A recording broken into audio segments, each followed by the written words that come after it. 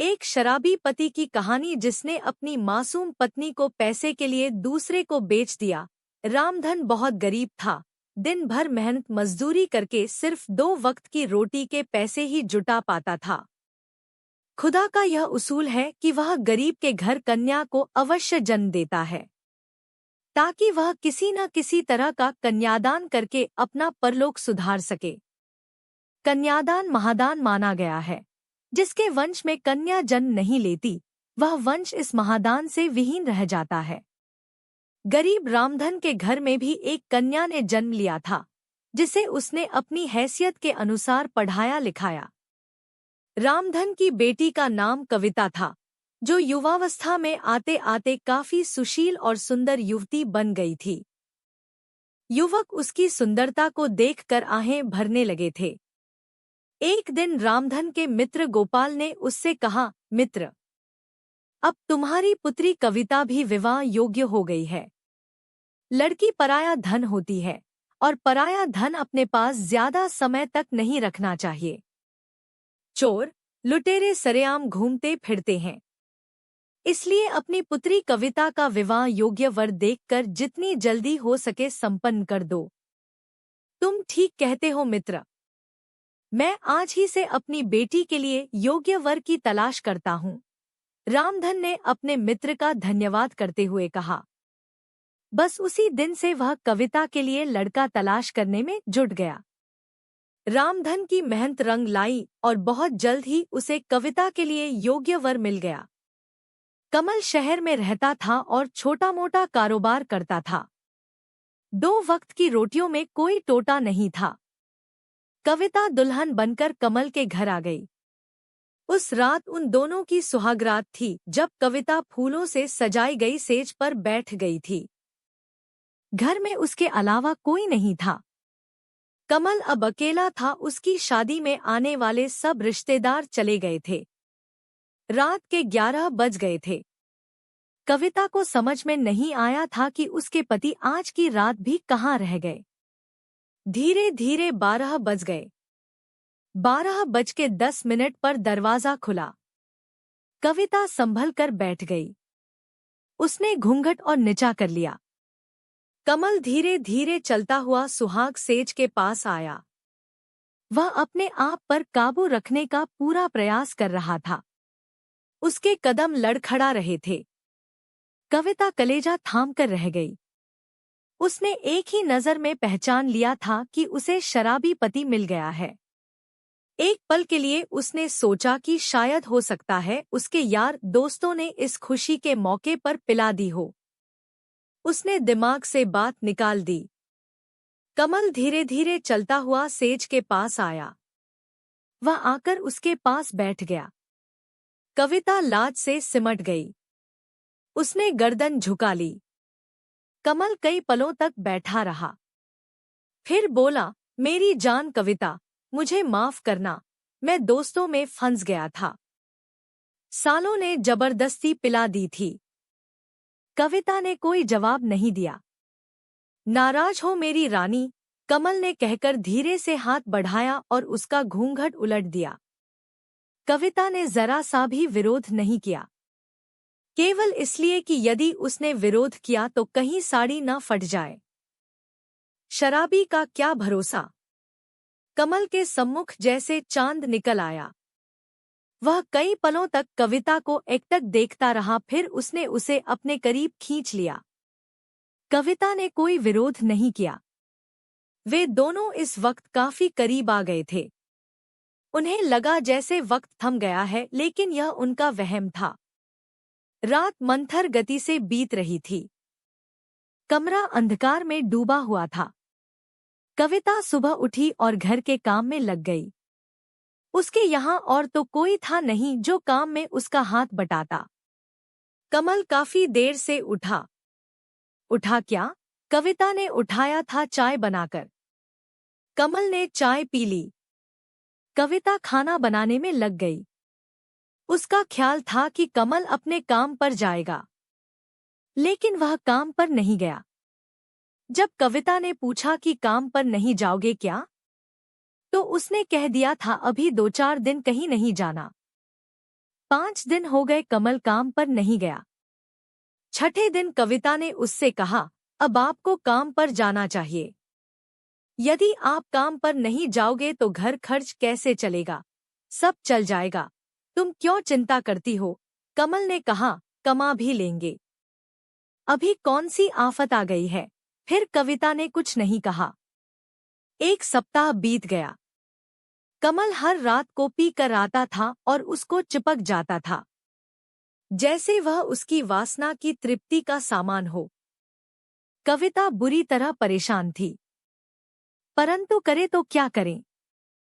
उसने कई बार दबी जुबान से कहा भी था कि आपको शराब नहीं पीनी चाहिए, लेकिन कमल ने उसकी बात पर कोई ध्यान नहीं दिया था। उसके घर से उसके पिता आए और कविता को कुछ दिन के लिए अपने साथ ले गए। 2 दिन बाद कमल उसे फिर ले आया। उस दिन शाम को कमल के 2 मित्र घर में ही आ गए। उन तीनों ने एक साथ बैठकर शराब पी। कविता को यह सब अच्छा नहीं लग रहा था, परंतु करती क्या, मजबूर थी। वह जाकर अपने कमरे में बिस्तर पर बैठ गई। इसका पति और उसके मित्र रात को 11 बजे तक पीते रहे। रात में 11 बजे तक कविता बैठी नहीं रही।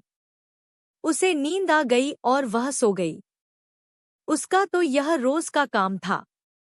उसकी आंख तब खुली जब किसी ने उसे दबोच लिया था। उसने आंख खोलकर देखा, उसका पति नहीं था। उसने चीखना चाहा तो उसने उसके मुंह पर हाथ रख दिया।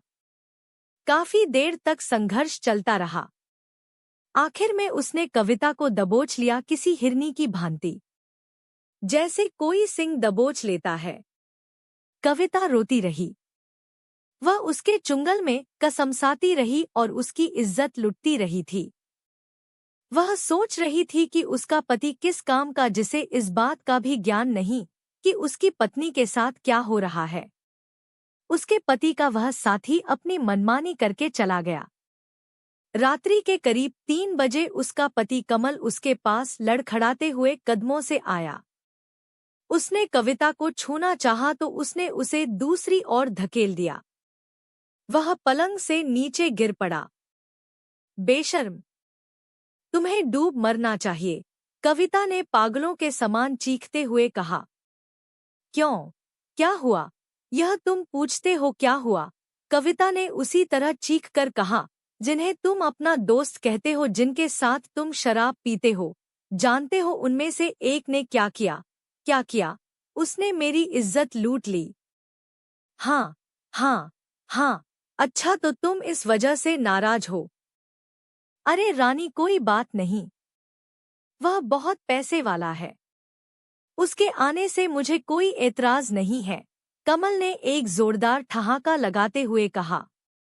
ओह, हाँ रानी, अब हर बात कविता की समझ में आ चुकी थी। वह समझ गई थी कि उसको उसके पास भेजने वाला उसका अपना पति ही था। ग्लानि से उसका मन भर गया। वह सोचने लगी कि उसे कैसा पति मिला जिसे न अपनी इज्जत का ध्यान न अपनी पत्नी का। वह उसकी कमाई खाना चाहता है, गंदी कमाई। उसे तो बहुत पहले समझ लेना चाहिए था, जो पति अपनी रोजीरोटी के लिए सतर्क नहीं हो सकता, वह अपनी पत्नी के प्रति क्या सतर्क रहेगा। उफ़! कविता दूसरी ओर करवट लेकर सो गई। उसने कमल को अपने तन पर हाथ तक नहीं लगाने दिया था। दूसरे दिन भी उसने कमल से कोई बात नहीं की। और कमल? वह सोच रहा था कि कोई बात नहीं, न बोली न सही। धीरे धीरे सब कुछ बर्दाश्त करने की आदत पड़ जाएगी। रात को जिस समय कमल शराब पीकर कमरे में आया, उस समय कविता अपनी किस्मत पर रो रही थी कि उसने पिछले जन्म में कौन सा पाप किया था कि उसको कमल जैसा पति मिला, जिसे उसकी इज्जत का कोई ख्याल नहीं है और अपने हाथों से अपनी पत्नी को दूसरों को सौंप रहा है। जबकि मर्द तो ऐसे होते हैं कि कोई उनकी पत्नी की ओर नजर भरकर देख भी ले तो वह मरने मारने को तैयार हो जाते हैं। किस बात का पति है वह उसका? क्या केवल नाम का? या उसके द्वारा वह स्वयं धन पैदा करना चाहता है? ग्लानि से बुरी तरह मन भर गया उसका। कमल ने कविता को हाथ लगाया। कविता ने उसका हाथ झटक दिया और कहा, तुम्हें मेरे जिस्म पर हाथ लगाने का कोई अधिकार नहीं है। क्यों? उसने कहा, तुम मेरी पत्नी हो। किस बात की पति हो तुम? कविता ने कहा, क्या केवल इस बात के कि तुम मदिरा पान करके आओ और मेरे तन से खेलो? पति कैसे होते हैं, उनका क्या कर्तव्य होता है जानते हो तुम? पति वो होते हैं जो कमाकर लाएं और अपने घर का खर्च चलाएं। पत्नी यदि गलत रास्ते पर जाती नजर आए तो उसे खूब डांटें। तुम्हारी तरह के पति नहीं होते जो नोटों के लिए अपनी पत्नी को दूसरों को सौंप देते हैं। सच तो ये है कि तुम्हें तो डूब मरना चाहिए। तुमने तो दुनिया भर के शौहरों को बदनाम कर डाला है। तुम मेरे पति नहीं हो सकते, गर्म गोश्त के व्यापारी जरूर हो सकते हो, जो पैसे की खातिर अपनी बीवी से धंधा कराते हैं। कमल ने कुछ नहीं कहा, वो बस उसी तरह से छेड़छाड़ करता रहा।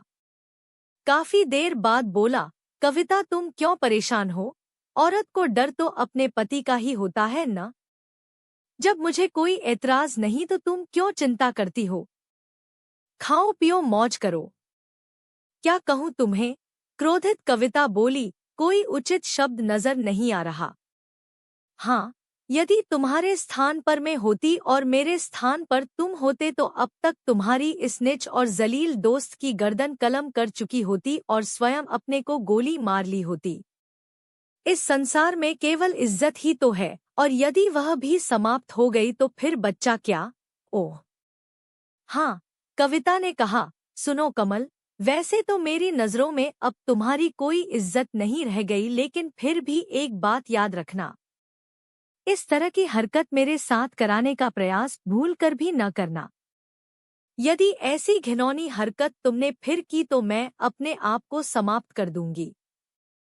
कविता, हाँ, ये तुम क्या पागलों जैसी बातें कर रही हो? उसने कहा, नारी का फर्ज है कि वह अपने पति का कहना माने, चाहे वह उससे पैसा ही क्यों न कमाने की पेशकश करें। हाँ, अगर तुम्हारे ऐसे विचार है तो तुम किसी और के साथ शादी कर लो और उससे यह सब कराना। मैं कल ही अपने घर चली जाऊंगी और तुम्हें तलाक दे दूंगी।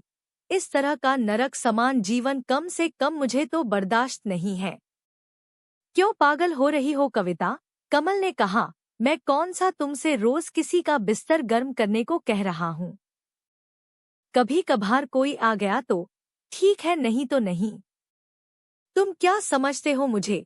उसने कहा, मैं कोई वेश्या हूँ जो अपने तन का सौदा करके तुम्हारा पेट भरूंगी। अरे अगर तुम कमा नहीं सकते तो डूब मरो या घर में चूड़ियां पहनकर बैठ जाओ। नारी तो पुरुष की इज्जत होती है। किसी ने कहा है, नारी सर्वत्र पूज्यन्ते। कहते कहते कविता हांफने लगी और कुछ देर खामोश रहने के बाद उसने कहा, तुम इन सब बातों को तभी समझ सकते हो जब तुम्हें अपनी इज्जत का ख्याल हो। तुमने तो ये अंगूर की बोतल ऐसी गले लगा रखी है जिसने तुम्हारे सोचने समझने की शक्ति को समाप्त कर दिया है। अगर तुम में थोड़ी बहुत भी बुद्धि है तो इस शराब को छोड़ो और अपना काम करो। शराब पीने वालों का यही हाल होता है, उनके घर बर्बाद हो जाते हैं। सच यही है। शराब आदमी को